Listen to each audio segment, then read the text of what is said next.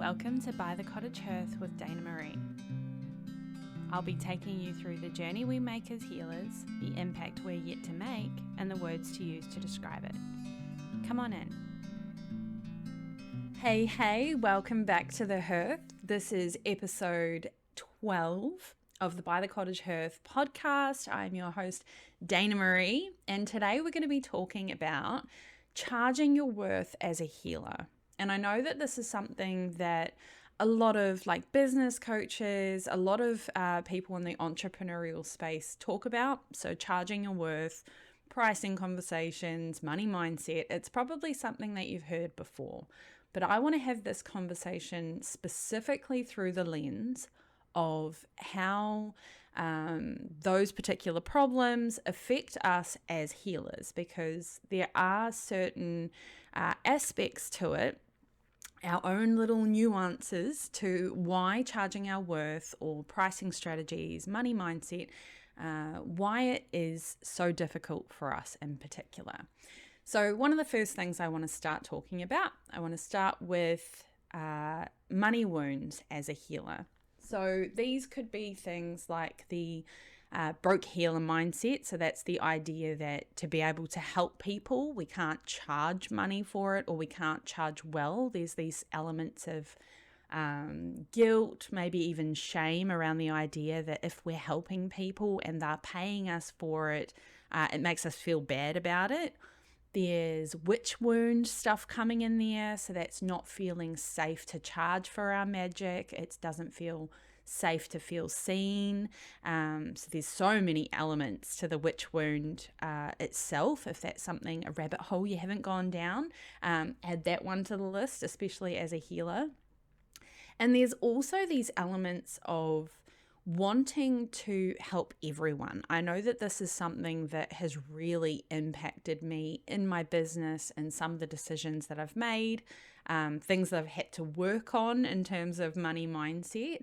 But there's been a lot of things that have come up for me when people don't buy sessions with me, but I can see that they really need the help. And I've had to learn that I can't save everyone. And this is something that, I draw from my own experience and help my clients with, because I understand wholeheartedly how hard it is when you see someone who really needs your help, but they can't afford a session with you, or they don't prioritize working with you, and needing to step back and say, I can't save everyone. It's not my job to help everyone. You can only help people who want the help, who are ready to do the work. Sometimes you'll see someone, you'll see them spinning around in circles. They'll be doing the same thing over and over again, and you're like, oh, I know how to disrupt that. But at the end of the day, people need to come to that kind of conclusion by themselves. I know for myself, I could be given the same advice over and over again, but until I had that light bulb moment myself, I don't make those shifts. And it's part of the joy of the personal development process that for our clients, it's the same thing. But from a money aspect, we will see these people who aren't buying a session, and sometimes it can be very tempting to say, oh, don't worry about it, I'll make it a freebie, or I'll discount it for you. Just because we're so driven to want to be able to help them, we cross our own boundaries, we discount our own, discount in more than one way, but we discount our own need for the financial side of things for our business, and we prioritize helping the client. But unfortunately, that can put us into situations where we end up bitter and resentful and the unhealthy expression of ourselves.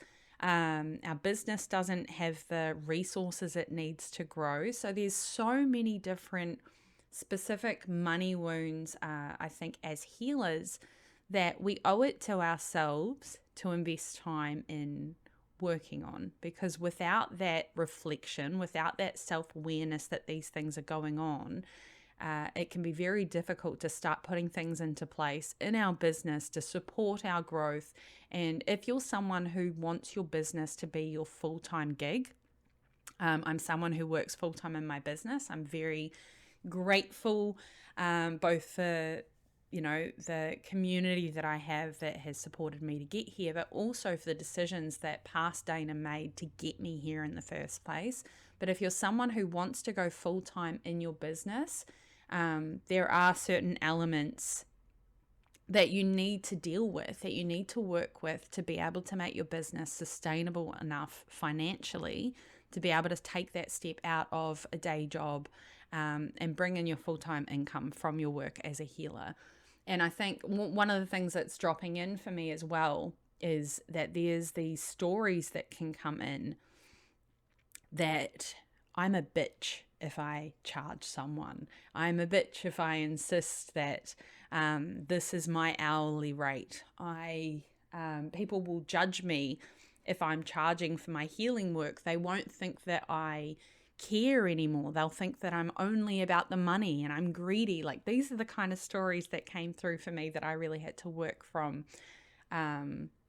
at the beginning of my business, and they really did impact the work that I was doing. And stories that can come up, I think, for a lot of people is around purpose. So I'm someone who I talk about a healer's currency with my clients, that we as healers, it's not just about the financial side, the money aspect of charging our clients. There needs to be the sense of fulfillment, the sense of purpose to our work, because without that, we might as well just go and get a day job if it was just about the money. We're people who need to feel fulfilled by our work and feel like we're connecting to that higher purpose, because my purpose, my fulfillment of work is really important to me. So I want to be affordable for everyone. But then they will set these certain prices and they will put this product forward for their clients, and they'll end up with full books, which in theory sounds fantastic, until at the end of the week they're like, well, why do I not have any money? Because the things that they had to pay for to support that, maybe the software they're using for their business, maybe their website, maybe having a VA, all of these expenses come out and there's not enough money to be able to pay things at the end of the week. And then you feel bad because you're like, well, I don't want to raise my prices because it's, my clients won't be able to work with me. Or there's these stories that come up that, what if I price out my clients? No one will be able to afford to work with me. So there's this cycle of wanting to pay the bills, but not wanting to put that price increase on our clients.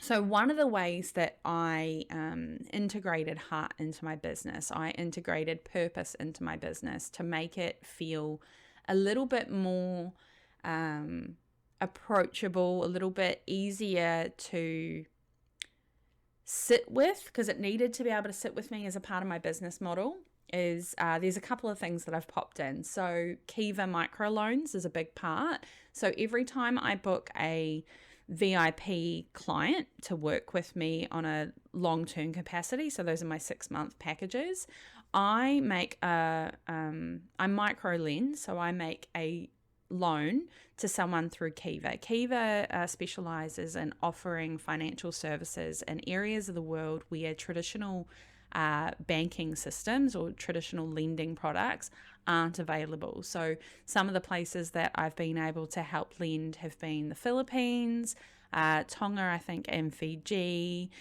Guatemala, Honduras. I try and lend to a new country every time that I do it to try and, spread out that impact. And it's not a huge amount. I think it's 25 USD when I do it. So you get a group of people who are all contributing to the amount that they need to borrow. And once those funds get dispersed, they make small payments to pay it back. So it's not a donation, and I will be transparent about that. But I had to try and figure out a way that I wanted to create an impact. And there are a lot of companies out there that do big impact with donations, but I really struggle with a lot of these models because of people getting paid and that money coming out of donations. So this is my own personal view, and I feel safe to express that. But with Kiva and with micro lending, I really enjoy the idea of giving opportunities to people, of being able to give them access to resources that will support their ambition and support them getting themselves out of the situation and building something for themselves. And that's something for me that has been really important. If you don't know much about my story, I found myself homeless at 16. I did not have a what I would call a safe environment growing up. I was on my own at 16. And I did do it rough for a while. And because of that, I understand that when I'm giving these loans, it's not just about the money. And coming back to that kind of healer's currency or purpose and fulfillment, I'm giving these people is an opportunity to prove to themselves that they can achieve something. They are building hope. They are building confidence and faith in themselves to be resourceful. And to me, being able to give someone that is actually more important than money, because with that, we can do big things. So building those Kiva microloans into my business was a non-negotiable. And as I move into more focus onto like group programs and stuff, I'll revisit my business model and figure out, what monetary amount will come out of that so I can continue doing that. But when I started doing that, all of a sudden, the money that was coming in from my clients wasn't just about paying my bills. It was about the impact that I could create because that money was coming in. And another way that it had been described to me. So I'm a big fan of Denise Duffield-Thomas. I've signed up to probably anything that she's released into the world. And she really did help me with my money mindset significantly. But the way that she talks about the way that we can, if we're charging this amount and it's made us comfortable in our lives, we can then have the freedom and the energy to over-deliver.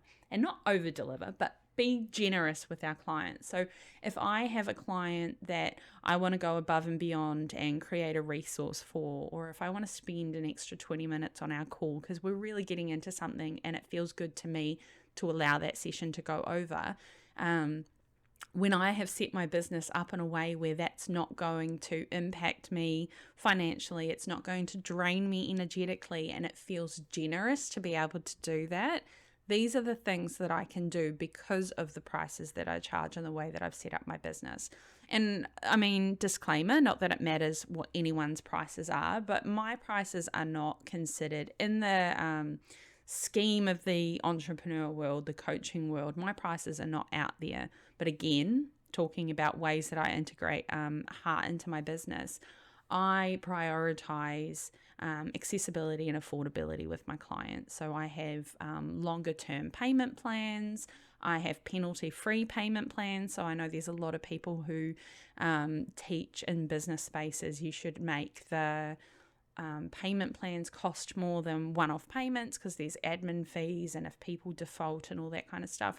And at the end of the day, it felt good to me. It felt right for me to wait until something like that happens. And I have people that sometimes miss their payment date and they have to pay for something late. Yeah.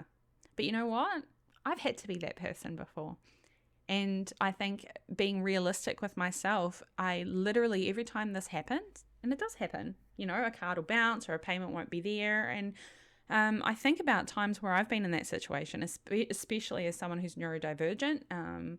One of my quirky behaviors is forgetting when something's due or trying to juggle too many things at once and something slips through the cracks. I literally just ask myself, how would I want to be treated in this situation? How much anxiety do I get when that bounces and I'm like, oh, they're going to message me and I'm going to have to tell them that the money wasn't there because I needed to pay for something else, and just stressing about it. If it becomes a problem, I will reach out and I will ask a client, hey, what's going on? Do you need anything? I noticed, that the email came through, but my system is automated to send out a message when a payment fails. So I already know they've been notified. And if that payment comes through before our next session, hey, cool. Did I really need to have a conversation with them? No. This is what feels right to me in my business. Making these allowances for people who might have stuff going on, offering different payment plans, talking to them about what works for them. If VIP isn't something that works for them, maybe buying a smaller bundle of sessions and we can spread them out works better.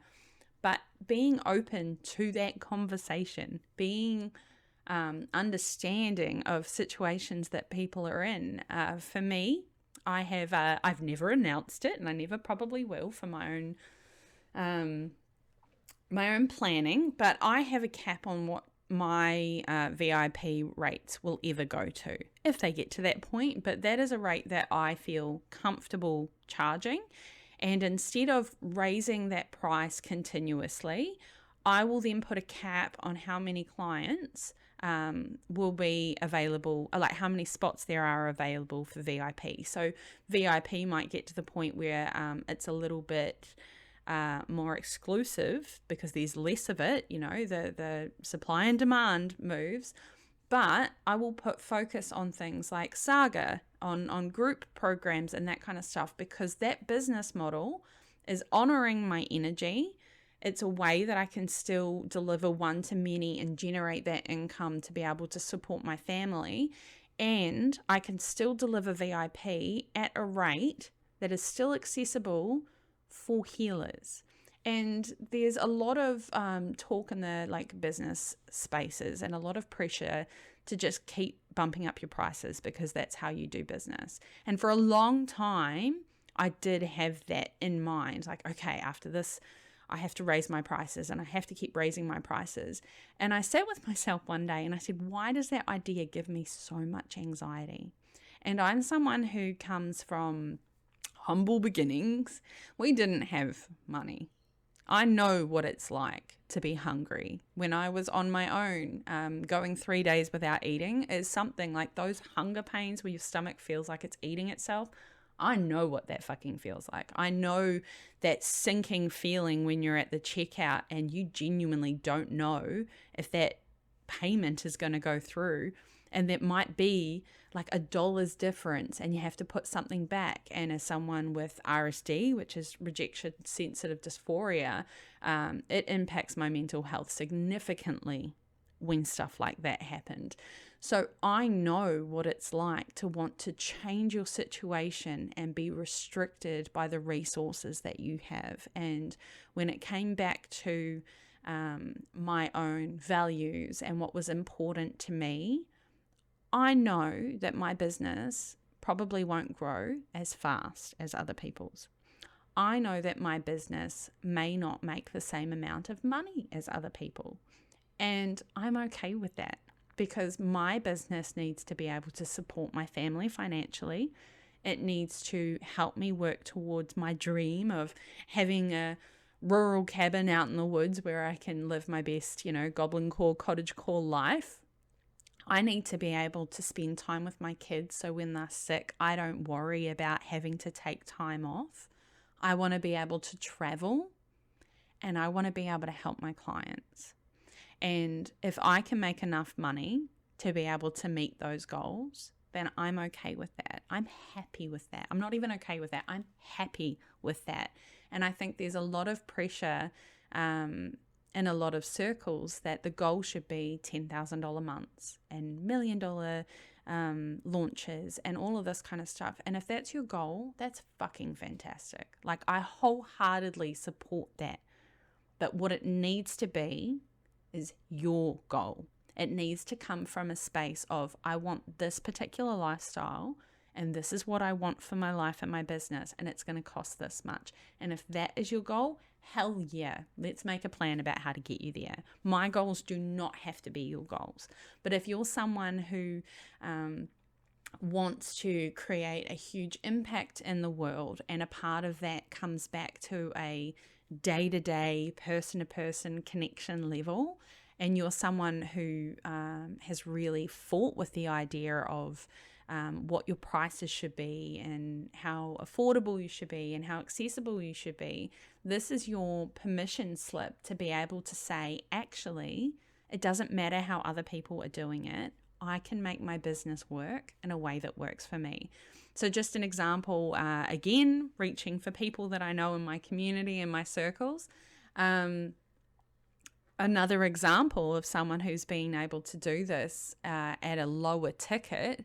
And actually where my inspiration for integrating Kiva into my business came from, Leonie Dawson. If you don't know Leonie Dawson, she is a magical, wonderful unicorn that you definitely should fucking have in your life.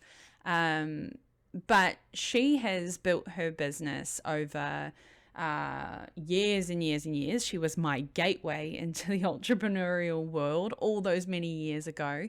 And she has been a beautiful fucking example of how you can show up and be your authentic self. And watching her journey as she discovered herself and she truly expressed her self-expression in the world and the flavor that it needed to be for her to be true to herself, has been an honor to be able to see that over the years as a follower of hers. I don't know her personally, so I'm not going to pretend that I'm friend dropping right now, but as a role model and someone to look as an example of how you can do business your own way and it's safe to be yourself. She's a wonderful example. And her academy has been low ticket for years, and you can get in there, and she has all of these resources, and she's built her business on, she's a content creation queen. She puts all of these mini courses and resources into one place, and she has a library, and it is at that affordable price ticket. I think even at the time of recording, as an example of how you can do it, I think she has like a payment plan for the enrollment for the academy, and not dropping affiliate links. You can Google her name, you'll find her. She's everywhere on the internet. But it's just another example that there is a million ways to make $1 million, and she makes hella money and she does it her own way. So if you are still telling yourself that I don't want to charge big prices and I don't want to do it this way that I hear this business person talking about, at the end of the day, your business model needs to suit you. Your pricing strategy needs to feel good for you, because if you don't feel safe, you won't take action. And it is really important in the work that I do with my clients that I don't care what marketing strategy you use at the end of the day. I need you to honor your own self-expression, your own voice, and what you're here to do in the world as a healer. I want you to honor your own self-expression in the world and your own voice, however that shows up. And take this as a permission slip that you can do it your own way. And it may take time to figure out what that way actually looks like, because still figuring it out as I go. But that's part of the journey. So if this is something that you've been struggling with, my inbox, as always, is always open. If you want to send an email, if you've had some aha moments, feel free to send me a message. I'd love to hear what your experience has been in terms of figuring out your prices and dealing with those money stories that come up. Otherwise, thank you for listening, and I shall see you on the next episode. Thank you for listening to this week's episode of By the Cottage Hearth with me, your host, Dana Maree. Make sure to like, subscribe, and follow on whatever platform you're on to be notified of new episodes. And you can also follow me on By the Cottage Hearth on Facebook and Instagram. Check out show notes for any links or freebie goodies that I might have going at the time. Otherwise, I'll see you on the next episode. Keep healing.